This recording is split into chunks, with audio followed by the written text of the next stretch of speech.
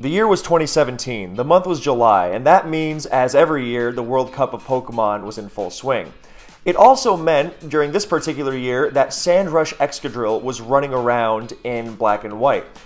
Now, the catch was that you couldn't use Sandrush Excadrill on an actual Sand team if you had Sandstream, T-Tar, or Hippowdon, because that would be too broken.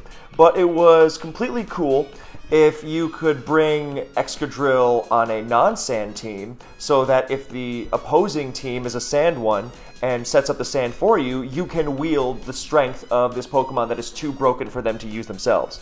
Because that's totally copacetic. Anyway, so there was a whole problem because Rain team started using Excadrill, and if you let the Rain team keep up Rain, they roll you over, and if you win the Weather War and have Sand, then you kind of lose anyway because Excadrill is going to sweep you, right? So before the Sandrush Excadrill problem was taken care of, people were bending over backwards to try and not lose to it with all sorts of goofy stuff. I built the team that Jade is using in this battle, and you will see that it has a Rotom Wash, but it's an offensive Rotom Wash. It doesn't have, a ton of bulk, so that's why it is supported by a bulky Scarflander Asterion, my favorite, and also a Mach Punch Breloom. So, yeah. In retrospect, I might have even wanted to make that Heatran air balloon because you can never be too safe, but hey, that's 7 years ago.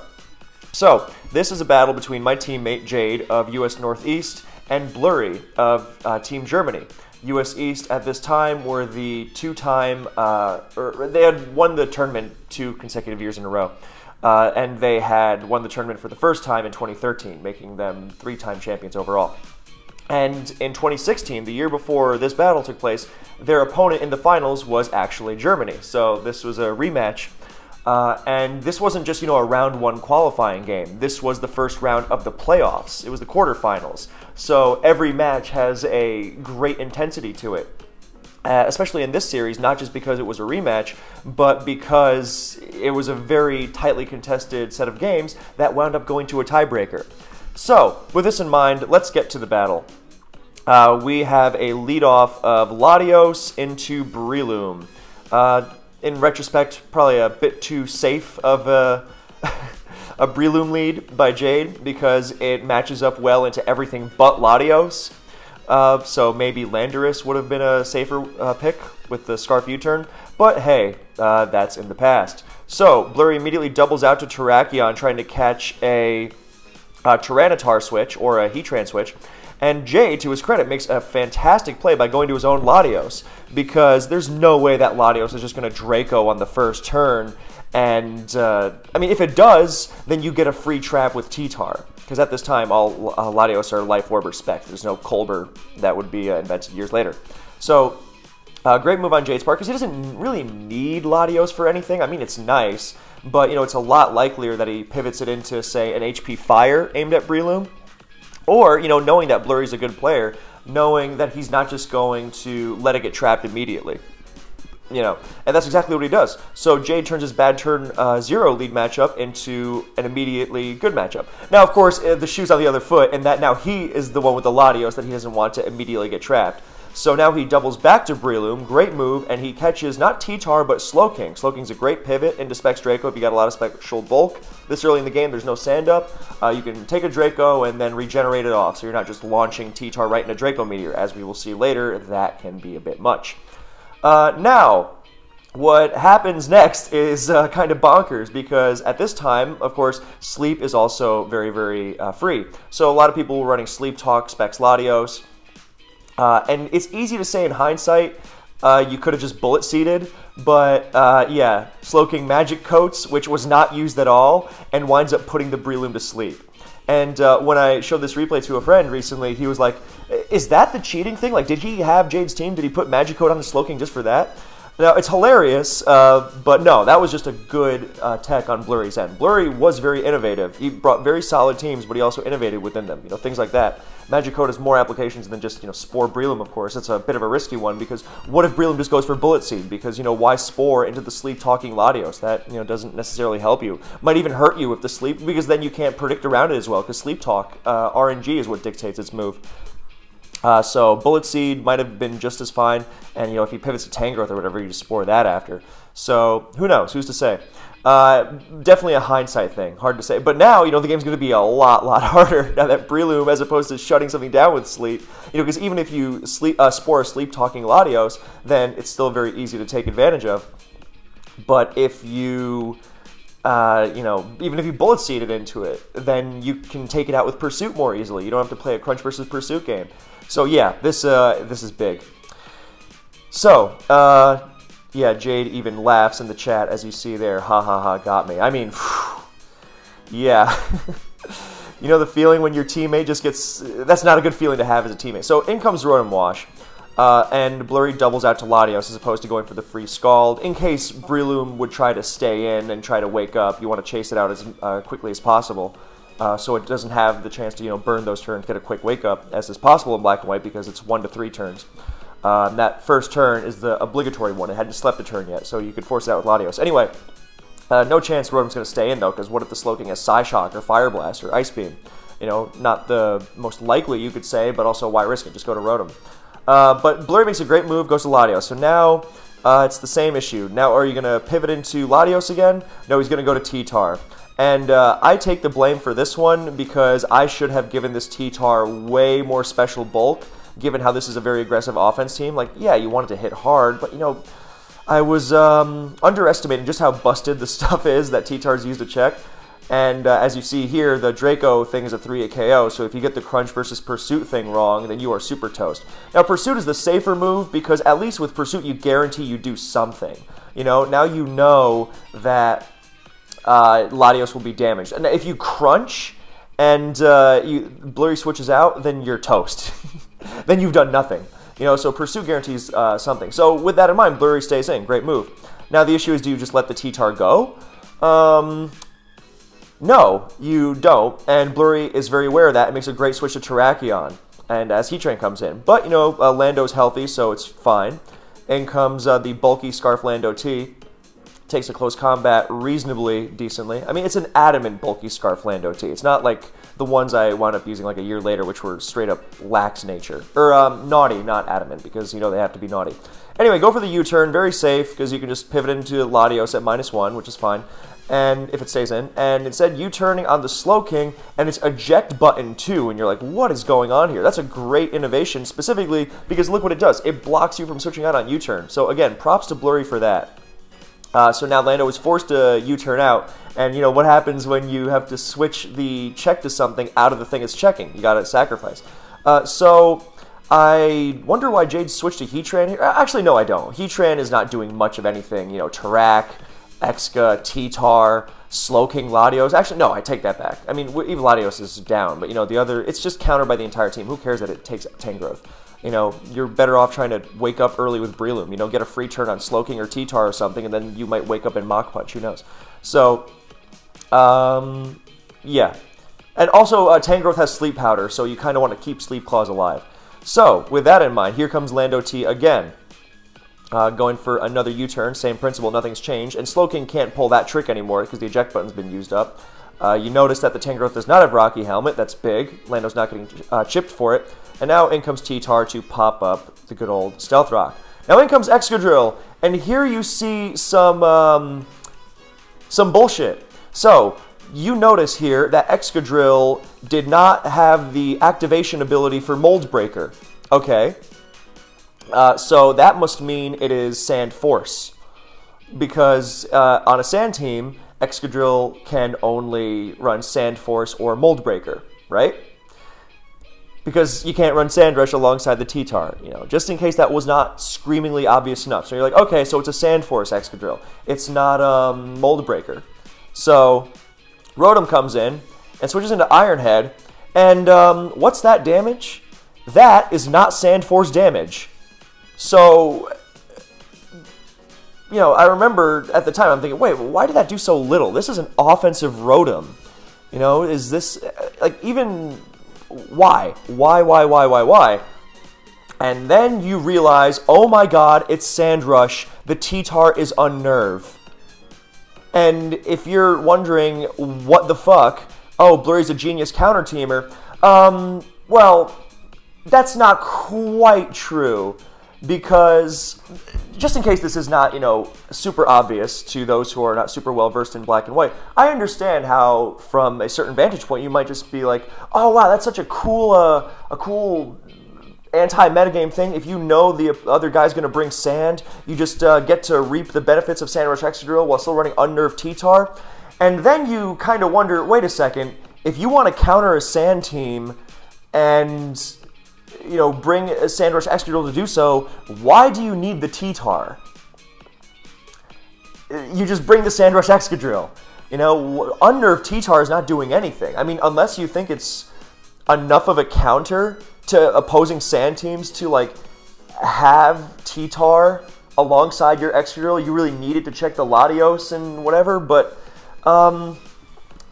yeah, no, you don't need an unnerved T-Tar that happens to get the special defense boost from the opponent's sand in this this scenario where you're trying to counter Team Sand, because there are other ways to do that if you are counting on not dealing with sand in other matchups. If you're just in case I'm not being super clear, if you are trying to counter Team Sand with Sandrush Excadrill, then you don't need the T-Tar. You just use the Sandrush Excadrill. Whether it's Weatherless, which was also done, or Rain, or whatever it is.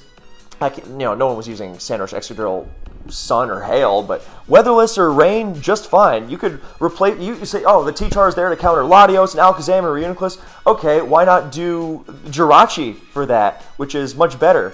And I guess it helps with Terrakion and... But Terrakion doesn't even counter Volcarona necessarily outside the sand. So, and if you're counting on not bringing this... So you don't need it anyway. If you are going to use Terrakion and Sand, it's because the opponent brought it, not because you brought it. So again, the T-Tar is pointless. Just in case I'm still, 7 years later, trying to reconcile my disbelief. So you're thinking, wow, what is going on? Was that just like a cool anti-metagame thing? Or was something shady afoot? Turns out something shady was afoot, and we will get to that at the end. But for now...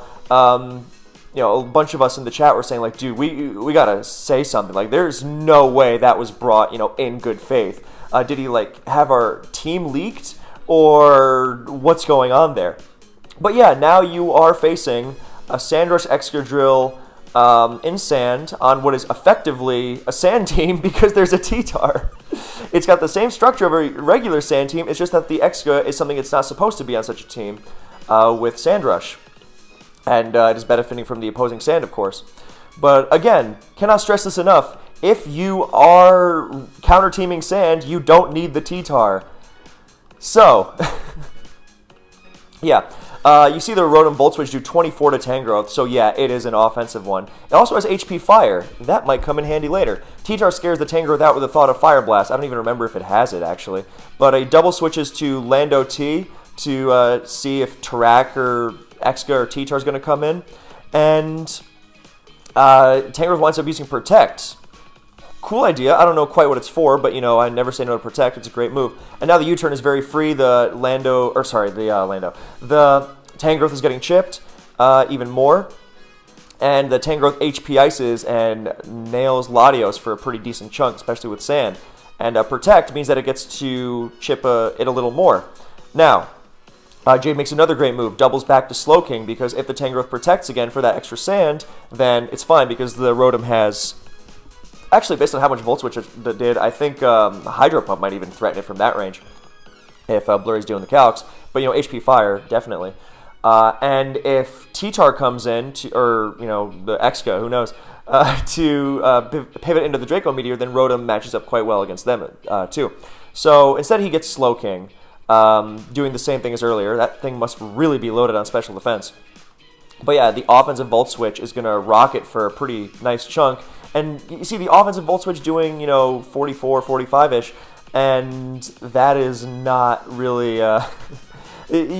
with how offensive this Rotom is, that Slowking is really loaded on bulk. So now Scald goes off and insta-burn because, of course. Yeah. Double switch again to Rotom, and this one crits. Thankfully, it doesn't burn, but that crit is really nasty because remember, this thing is tasked with this thing Rotom and the Lando are tasked with dealing with the broken Sandrush Excadrill. If it was Sand Force Excadrill, then, Lando T outspeeds it. Latios outspeeds it at that point. So that's kind of the trade-off. I mean, Sandforce Excadrill is considered by many to be a little much even now, but, I would take Sandforce over Sandrush because, one is just very strong, reasonable speed, and the other, outspeeds everything in the game. So, yeah, fortunately it doesn't burn. Rotom Volt Switches again, because if it stays in, then, you have another Volt Switch going. You just got to keep the Volt Turn going. U-turn and Volt Switch as much as possible. In comes... Tangrowth to draw a U-turn and get more Regenerator. Nice play by Blurry, as once again, Lando T is forced to U-turn out of the thing it checks, although this time, Latios is going to come in. Now, it being a Choice Band Terrakion from the CC damage earlier, these things run Quick Attack, so Latios is not just going to double switch in case T-Tar comes in, but because the Terrakion is very likely going to use what it does, Quick Attack. So, still not perfect in that the Lando T is getting chipped more and more into Excadrill range, but at least the Terrakion is almost surely going to be forced out here. So in comes Tangrowth once again, and it gets U-turned on once again. And you can't go to Latios, you can't go to T-Tar, or sorry, you could go to T-Tar, but not sure. I don't really remember that thing having Fire Blast. Stealth Rock, Pursue, Crunch, Superpower, surely. I don't know, maybe it did. But yeah, faked the Fire Blast earlier, but now Push is coming to shove because he can't switch around much anymore. So he goes to Rotom, and with Latios being as chipped as it is, it can't switch in, which is wonderful. Nothing else really wants to switch in because he doesn't know that it's Fire. Or, he's thinking, Volt Switch or Hydro here. I don't think he's thinking. Even if he did the damage and said, "Oh, it's an offensive Rotom," that doesn't necessarily mean HP Fire. They can run a lot of things. It can still just run a standard Rotom moveset with, Will-O-Wisp and Pain Split and just, have offensive investment. It can run T-Bolt, can run HP Ice. Well, that wasn't being run at the time, but HP Grass. Yeah, so HP Fire goes off, Tangrowth goes down. Nothing else was really going to want to come into that. So, beautiful that worked. Now in comes Terrakion again. I think this is where Breloom gets sacrificed. So, yes it does. And now... Terrakion getting slowly chipped by Lando U-turns and Stealth Rock, not your usual turn of events. In comes Latios on the Earthquake. Yeah, Jade did not want to risk it. And now, if Latios comes in, he sacks against the T-Tar. He would rather do that. He would rather sack into Latios than to Terrakion, because if you sack into Terrakion, that's the issue's still there. If you sack into Latios, you force it to take rocks and sand. So then it's not as much of an issue anymore. And now, the stupidest fucking thing of all is that because this T-Tar has Unnerve, then it can superpower through the T-Tar's Chople Berry. Which, I mean, it doesn't actually wind up mattering, but of all the dumb fucking bonuses to add on to this, then, good lord. So, Lando T comes in, and Blurry pops up rocks, which is crucial because you think, oh, late game rocks? Yeah, late game rocks that mean Latios can't come in anymore. It can't come in after a KO to drop a Draco. T-Tar can't... Well, T-Tar's not going to do anything anyway, but most importantly, Stealth Rock damages both Lando and Rotom. So you see some people say, oh, late game rocks? Really? Yes, really. So what's cool about this turn is that T-Tar is so bulky that it takes a standard Scarf Lando T EQ even after rocks usually, but because this one is plus attack natured with max attack, that shit drops, and I gotta say, that's very satisfying. Now, Latios comes in, T-Tar is sacked, it doesn't matter if it's T-Tar or Latios, and Blurry doubles into Excadrill to force in Rotom or Latios, or Landorus. Yeah, Landorus is in, really in danger range. Just to force it in to make it take more rocks, and now Latios is sacrificed, obviously, as Hydro goes off without a target. Terrak comes in, obviously Latios is going to get sacrificed here, and Blurry doubles to Excadrill again, beautifully done. He's trying to force in Lando as much as possible, or sorry, not Lando, Rotom as much as possible, and Jade's got to go to Rotom because you don't want to get finished off by a couple of Terrakion quick attacks, so... if you go to Lando, Scarf Lando, and you live the Iron Head, and then you live the Iron Head, and then you get finished off by Quick Attack, and then Rotom gets finished off by Quick Attack, and also Blurry can switch out of the Lando and sacrifice Terrakion. Then, without the Intimidate, Lando is in Iron Head range after rocks, and then, you know, Rotom gets switched in and sacrificed, and then Lando takes another round of rocks, and even at -1, it's going to be in range. So yeah, Rotom's got to come in first. So, yeah, this is coming down to Hydro accuracy and Iron Head flinches. So Blurry goes to Tarak first against the Rotom just to force Jade to hit another Hydro Pump. And now it's likelier that he wins because at -1, I believe the Lando can probably take a hit, but he manages to hit Hydro through Iron Head miraculously. So, yeah. So, you're thinking, okay, well, what was the actual cheating? Well, it was revealed to us by Team Germany after the series. What we suspected, or we didn't suspect this exact thing, but we suspected that something was afoot. I forget who it was who told us. I don't know if it was like X-Ray or Raylus or someone, but someone had told us, yeah, so Blurry's plan was to bring this team, and because it's a great Sand team with Sand Force Excadrill, but with Sand Rush, then you get a major advantage against Sand. And you're like, okay, well, what do you do if they don't bring Sand? And his plan was to disconnect and to change it to Sand Force and Sandstream T-Tar. You know, because as cool as you might think, oh, Sand Rush Excadrill on a unnerved T-Tar to counter Team Sand, that's great. And you think, yeah, and you know how fucking stupid you look when the other guy brings Rain and or even Hyper Offense, and suddenly your T-Tar can't even set up Sand anymore. So you can't check Volcarona, you can't limit Dragonite's DDing. You just get messed up in all sorts of ways. Rain, I mean, forget about it. Like you say, oh, there's Slowking, Latios, Tangrowth, okay, but you know, you don't contest the Rain against the Rain team, they're gonna roll you right over. So, yeah, it was and you're thinking, wait, if he disconnected, wouldn't they just, you know, recreate the battle? Nowadays, yes.